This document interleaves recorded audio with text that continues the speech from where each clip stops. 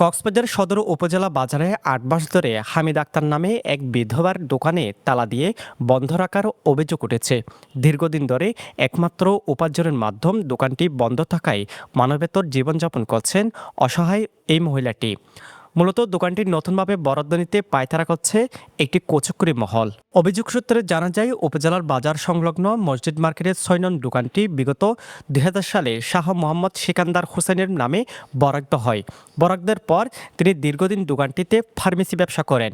২০১৬ সালের ২০ জানুয়ারি শাহ মোহাম্মদ সিকান্দার হোসেন মারা গেলে দোকানটি তার স্ত্রী হামিদ আক্তারের নামে বরাদ্দ দেয় উপজেলা প্রশাসন। পরে তিনি কিছুদিন ফার্মেসি করে পরবর্তীতে মুদির দোকান ব্যবসা শুরু করেন।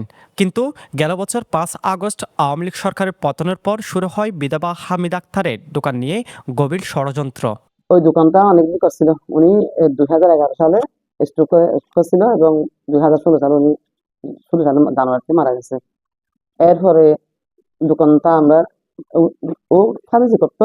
ফার্মেসি অনেকদিন ছিল 2017 সাল পর্যন্ত। 2017 সাল পর্যন্ত ফার্মেসি করতাম এবং এরপরে যখন ভালোভাবে করতে পারছিলাম, আমার ছেলে একটা ছেলে মাত্র, একটা মেয়ে একটা ছেলে, ছেলেটা চাকরি করে। এই চাকরি করে সে ঠিকভাবে দোকানে বসতে পারে না করার কারণে মুদির দোকান দিয়ে ফেলছি। নিজেরা লোক রেখে আমরা দোকানটা চালাতাম। এরপরে 20 সালে করোনার সময় আমরা দোকানটা বন্ধ ছিল এবং এরপরেও আবার যখন রাস্তার কাজ ছিল, দিনের কাজ ছিল, তখন দোকান ভেঙে গেছিল। তখন আমরা ভাড়া দিয়েছি। দোকান হচ্ছে আমার স্বামীর নামে ছিল। এরপরে ও মারা যাওয়ার পর আমার নামে দোকানটা, এখন আমার নামের দোকানটা। যে আসছে ওনার কাছে আমি গিয়েছিলাম, আমার ছেলের সাথে, আমার ছেলে বলছে যে তুমি ওই মেয়েটাকে কত টাকা খাওয়াইছো, এগুলো তুমি টাকাগুলো পরিশোধ করে ফেলো। না না, তোমার টাকা তুমি নিয়ে ফেলো। তো ও জানে নাকি মানুষকে আন্দাজে অনুমানের কথা বলতে পারে নাকি? আন্দাজ অনুমানের কথা বলে পাপ না? তাহলে এইরকম কথা বলতে এই সেলটাকে সেল বোবা হয়ে চলে আসে ওখান থেকে। আমার সাথে কোনো কিছু বলে নাই, ওর কাছে অনেক 2-3 বার গেছি। মানে দেখেও না, জিজ্ঞেসও করো তো আপনি কি জন্য আসছেন, তুমি কি জন্য আসছো, জিজ্ঞেসও করে না। ওরা কিন্তু এমনি চেয়ারে বসছে মানুষের সেবা দেওয়ার নামে, কিন্তু মানুষের সেবার পরিবর্তে মানুষ আরো কষ্ট পেয়ে চলে আসে ওখান থেকে। আমি অনেক কষ্ট পেয়েছি। হামিদ আক্তারের ছেলে আলাউদ্দিন হোসেন টিপু জানিয়েছেন, ৫ আগস্টের পর মব সৃষ্টি করে দোকানটি তাদের কাছ থেকে কেড়ে নেওয়ার গভীর নীলনকশা তৈরি করা হয়। এতে স্থানীয় সাজু ও শাহাবুদ্দিনের সাথে উপজেলা প্রশাসনের কয়েকজন কর্মচারীও জড়িত। দোকানটাতে আমার কর্মচারীকে নিয়ে 5 আগস্টের পরে যখন সারা দেশে মব চলতেছে, কিছু এলাকার বখাটে লোকজন মিলে ওই কর্মচারীকে দিয়ে একটা মিথ্যা অভিযোগ করেছে। মিথ্যা অভিযোগের ভিত্তিতে উপজেলা পরিষদ থেকে সেপ্টেম্বরের দিকে দোকানে তালা লাগায়। সেপ্টেম্বর 2025-এ 22 সেপ্টেম্বর তালা 2025 তারা আমার কাছ থেকে, আমার শাশুড়ির কাছ থেকে চাবিটা কেড়ে নিয়ে যাওয়ার পরে পরের দিন 23 সেপ্টেম্বর তারা একটা গ্রুপ মিলে উপজেলাতে যায় এবং তারা পরিচয় দেয় তারা নাকি বাজারের লোক। আসলে তারা ভুয়া লোকজন নিয়ে গেছে, বাজারের কোনো লোকজন ছিল না। তো সাজু শাহাবুদ্দিন এদের নেতৃত্বে বিভিন্ন লোক গেছে এখান থেকে। তো বাইরের লোকজন গিয়ে একটা পিআইও ছিল রাজকুমার শীল, ওনাকে তৎকালীন ইউএনও নীলুফা ইয়াসমিন চেঞ্জ করে দিছে। তখনই বদলি করে দিছে, একটা মব সৃষ্টি করে জায়গায় ওনাকে বদলি করে দিছে।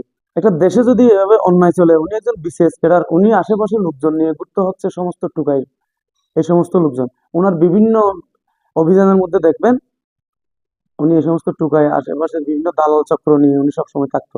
কিন্তু এই সমস্ত আমলাদের দ্বারা অনেক সময় গভর্নমেন্টও ফেসিস্ট হইতে বাধ্য হয়। তারা অপরাধ করবে, রাজনৈতিক দলের উপর অনেক সময় এই ইস্যুগুলো তুলে দিবে।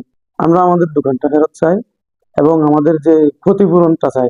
8 মাস যে আমাদের দোকানটা এভাবে অন্যায়ভাবে বন্ধ করে রাখছে, এই সিন্ডিকেটের আমরা শাস্তি চাই। বাজারের বিভিন্ন ব্যবসায়ীরা জানান, দীর্ঘদিন ধরে দোকানটি শাহ মোহাম্মদ সিকান্দর হোসেনের স্ত্রী হামিদা বেগম কর্মচারী নুরুল হকের মাধ্যমে মুদি ব্যবসা করছেন। কিন্তু ওই কর্মচারী লোভের বশবর্তী হয়ে উল্টো দোকানটি নিজের নামে করতে উঠে পড়ে লাগে। বাজারের কয়েকজনের কাছে দোকান ভাড়া দেওয়ার প্রতিশ্রুতি দিয়ে টাকাও নেন কর্মচারী নুরুল হক। হামিদা বলতে তার মা টিপু এদে হামিদার ফুয়া মানে মনে করো দিবে আগে দোয়া করতো চলে আর হাতে দিয়ে দোয়া করে তো তাই আসতে পারবে। ঠিক আছে, দোয়া তো জমিদারের ঘটনা হয়ে ইয়ার করে দোয়া দিয়ে সারি আগে আগে বুঝ করে দাও চলে নো যায় দিয়ে দোয়া নো যায় তো না এ দোয়া করে পারে না। দোয়ান মাল হচ্ছে দিয়ে বেগম হচ্ছে দিয়ে দোয়ান না নেটক দিয়ে গিয়ে গরম এবার মালামাল তো পড়ছে রে আইনা পারে। বাজারের নতুন ইজারাদারের মতে হামিদা আক্তারের নামে দোকানটি বরাদ্দ আছে, তবে তার সাথে নুরুল হকের মধ্যে কোনো দ্বন্দ্ব থাকলে বিষয়টি সমাধান করা হবে। বাজারের 6 নম্বর দোকান সম্পর্কে এটা আসলে দীর্ঘদিনের ঝামেলা। এটা আমাদের যুবদলের কিছু ছোট ভাইদের সাথেও ঝামেলা হয়েছিল। এটা মালিক এবং ব্যবসায়ীর সাথে একটা ভুল বোঝাবুঝি, হয়তো ভুল আন্ডারস্ট্যান্ডিং। এটা ইউনো মহোদয়ও অবগত আছে এবং আমাদের বাজার কমিটি যারা আছে তারাও এটা নিয়ে বেশ কয়েকবার বৈঠক করছিল। এটা অতি শীঘ্রই নিরসন হবে বলে আশাবাদী। এ বিষয়ে তদন্ত কমিটির প্রধান সদর উপজেলা সমাজসেবা কর্মকর্তা মোহাম্মদ কৌশিক খান বলেন, অনেক আগেই তদন্ত রিপোর্ট জমা দেওয়া হয়েছে। তবে কক্সবাজার সদর উপজেলার নির্বাহী অফিসার তানজিলা তাসনিম জানান, উপজেলা বাজারের দোকানগুলোর মেয়াদ শেষ হয়েছে 2021 সালে। দোকানগুলো নতুন করে বরাদ্দ দেওয়া হবে, এতে কোনো মধ্যস্বত্বভোগী সুবিধা পাবে না।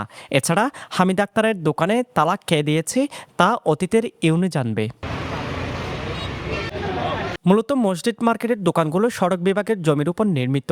তৎকালীন উপজেলা প্রশাসন মসজিদের উন্নয়ন ও ইমাম মুয়াজ্জিনের বেতন দিতে দোকানগুলো নির্মাণ করেন। প্রভাবশালীদের দাপটে অসহায় মানুষের কান্না যেন কেউ শুনে না। তার উপর রাজনীতি ও আমলাদের চোখ রাঙানো ধুকে ধুকে মরে সেসব মানুষরা। তাই এটির সঠিক সমাধান চান ভুক্তভোগীরা। News desk, পেনুয়া। সমুদ্রের গর্জনে ভিন্ন স্বাদের সামুদ্রিক খাবারের ভরপুর আয়োজন উপভোগ করতে আজই চলে আসুন প্যাসিফিক বিচ লাউঞ্জ ক্যাফে কক্সবাজারে।